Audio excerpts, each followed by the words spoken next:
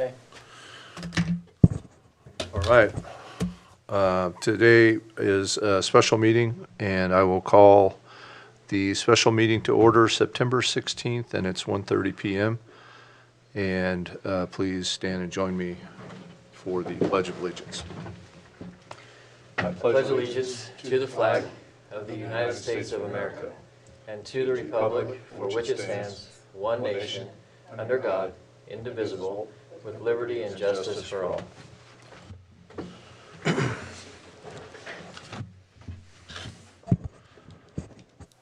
All right. Amendment and approval of the agenda, I'll move to approve the agenda.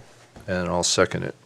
All in favor? Yes? And yes, motion passes 2-0. Let me just confirm with Natasha that John's not on the phone. And Natasha, we don't have John on the phone, do we? No? Okay, so it's just us today. And next up on the agenda is public comments, and there's no one here from the public, so there is no public comments. So on to discussion action items. And the purpose of this special meeting is to discuss the canine Darvit and the current situation with that. So Ted, you have a report on that? Yes, thank you. On Friday, February 13th, I was contacted by Sheriff Dave Daniels from Josephine County, who, what was that? September? Yeah, just now. Okay, you said February 13th. Oh, I'm sorry, September 13th. Yeah, September 13th. I was contacted by Sheriff Dave Daniels from Josephine County, who reported that the dog that Darvit that had been transferred to Josephine County we were informed he was being fostered there. The Josephine County wanted to try to move forward with retraining the dog. We were informed the dog needed retraining, so they want to start that at the beginning of September, which they did. He called me to tell me that, and also Josephine County had negotiated with Curry County acceptance of liability for the dog, so they're currently liable for anything to do with Darvit. But they called me to tell me that the dog was, they're not going to proceed with training. The dog is apparently untrainable at least within the scope of available to Josephine County. The trainer had been working there with the handler, and the dog is, after a couple of weeks of training, I was informed the dog is still a bite risk to the handler during training.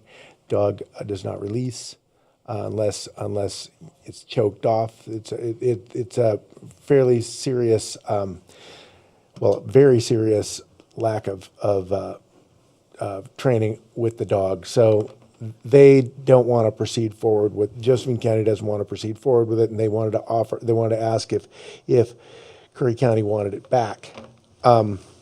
So I reached out to the former handler and asked if he would be interested in taking the dog, with the understanding the dog would no longer be involved in law enforcement, or any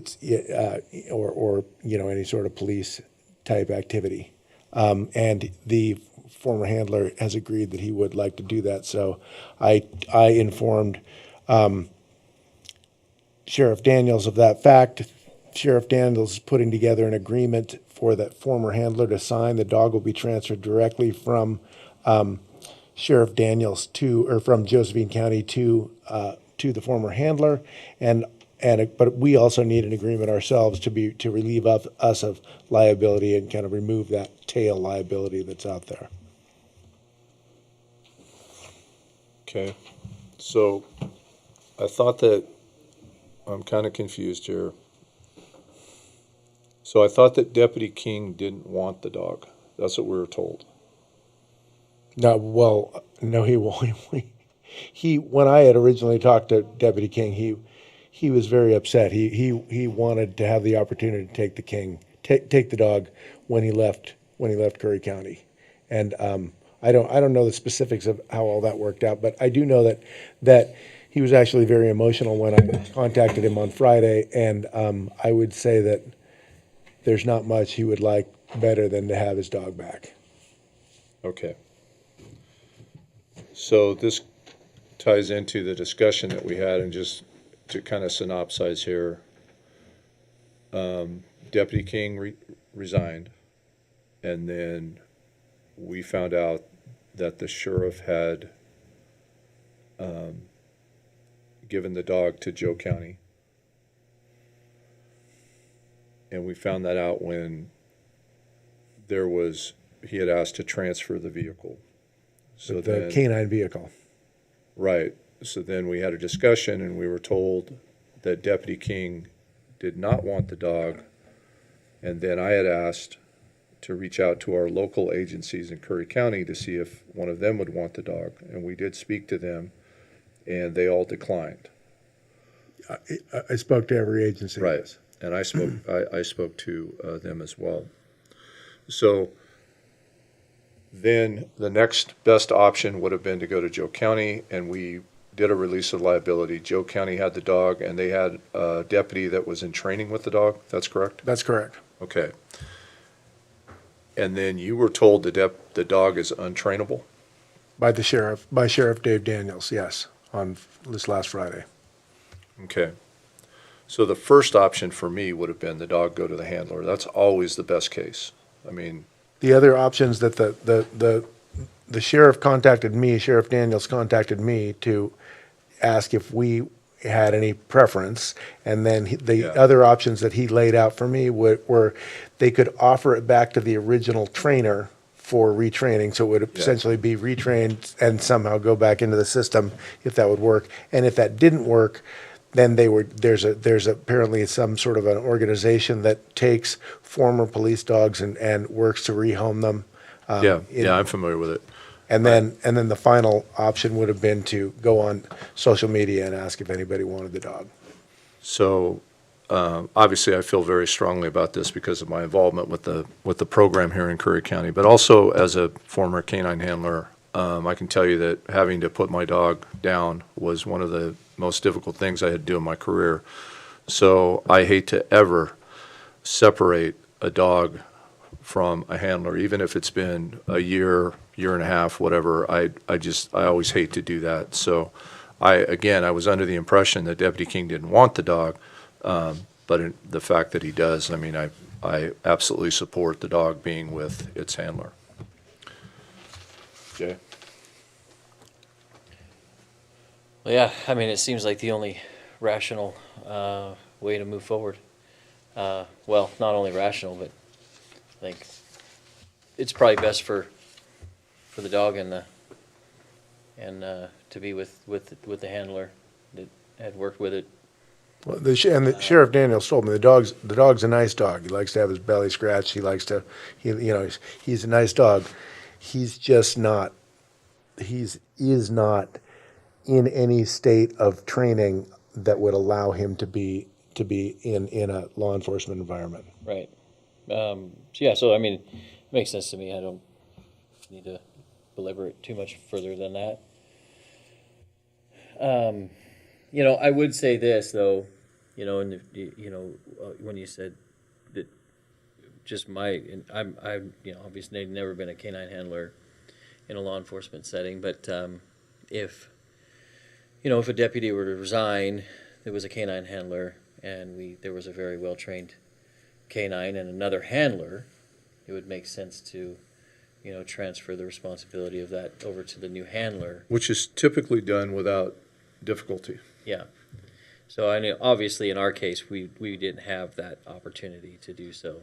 Yeah. To maintain Darvit as a canine resource. Well, I mean, of course, you were assured during the budget process that he was a valuable canine resource, and so this is, I mean, to have found out that he was a dirty dog later in that process, and then to have it actually verified by the third party who had accepted the dog is, I mean, these are the questions that led us to ask for the records regarding the canine program, and we still don't have them. Yeah. But the one thing we can figure out right now is the best place for Darby to live out the rest of his years. Yeah. So We still need answers because we have a very specific complaint from a former deputy that needs to be answered. We still need the answers to those questions, but we can absolutely make a decision based on the information we have now. So, well, I'll move to approve the release. Now, we wouldn't formally be releasing Darby because it's currently just We're releasing any interest the Curry County may have in the dog with under the condition that the dog will not be used in any sort of law enforcement or security purpose. Okay. I will move that we approve the release of the liability of Darvit and with the assurance that will not be utilized for any law enforcement purpose or security reasons. and I second that. I'd like to see the dog with the handler. Okay. All right, motion and a second in favor? Yes. And yes, motion passes 2-0. That's all we have, so it is 1:42, and we will adjourn.